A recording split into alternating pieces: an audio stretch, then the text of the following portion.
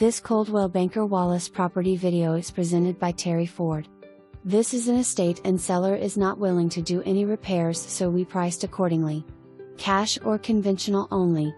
This included a mobile home that was grandfathered in. If the mobile home is removed at a later date, a new mobile home of same size would have to replace it within 12 months or owner would lose grandfathered status. There is a 20 ft right-of-way at the driveway for ingress and egress over the property, so no gates, bars or other barriers across any portion of right-of-way. Seller has disclosed basement gets water in heavy rains. Windows are new or vinyl. Seller will be using reliable title to close and prefer buyer to do the same since they are handling the estate paperwork. For more information, review the details below or contact Terry Ford at 865-687-1111.